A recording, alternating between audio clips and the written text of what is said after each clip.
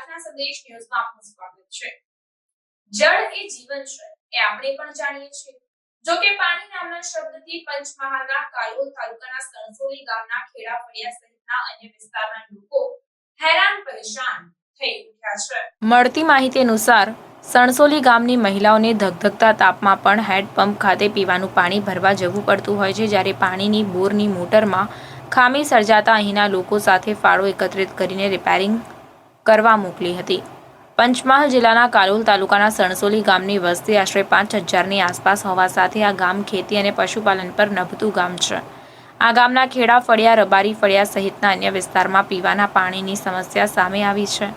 જરૂરિયાત મુજબનું પીવાનું પાણી ભરવા માટે મહિલાઓ સાથે ઉનાળુ વેકેશન હોવાથી બાળકો પણ હેન્ડપંપ ખાતે જતા હોય છે।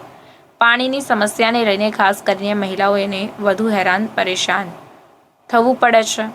અહીં અમુક હેન્ડપંપમાં થોડીવાર પાણી આવીને બંધ થઈ જતું હોવાનું પણ મહિલાઓ પાસેથી જાણવા મળ્યું। અહીંની મહિલાઓના જણાવ્યા પ્રમાણે પીવાના પાણીની સમસ્યા કેટલાક દિવસોથી હોવાના કારણે પાણી ભરવા માટે હેન્ડપંપ ખાતે જતા હોય અને કોઈને રજૂઆત કરે તો કોઈ પણ સાંભળતું નથી અને જો પીવાના પાણીની સમસ્યા હલ નહીં થાય તો જિલ્લા કલેક્ટર કચેરી સુધી રજૂઆત માટે જનાર છે। જો કે બોરની મોટરમાં ખામી સર્જાતા તેને પણ રિપેરિંગ માટે મોકલવામાં આવી હોય, પરંતુ હજુ તે રિપેરિંગ થઈને આવતા થોડા દિવસો લાગે તેવી શક્યતાઓ પણ જોવા મળી રહી છે।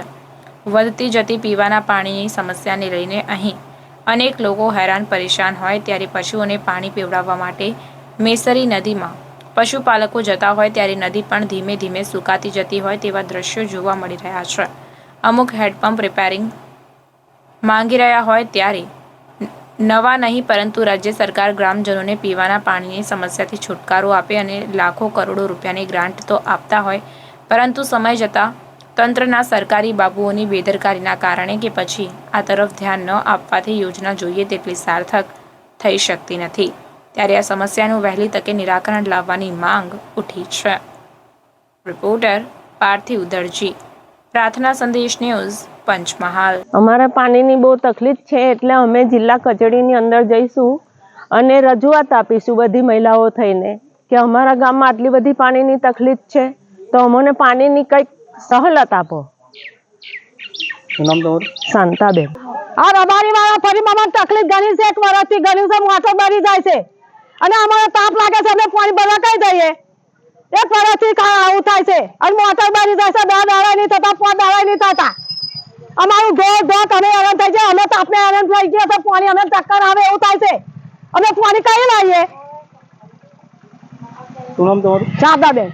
અમારે પાણીનો પ્રશ્ન બહુ છે, પાણી ભરવા માટે દૂર દૂર જવું પડે છે અને બીજું કે મોટર વારંવાર ભરી જાય છે।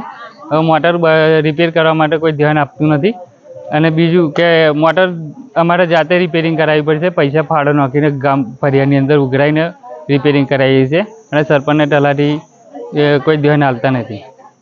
શું નામ આપણું? ભૂપેન્દ્ર ગોહિલ।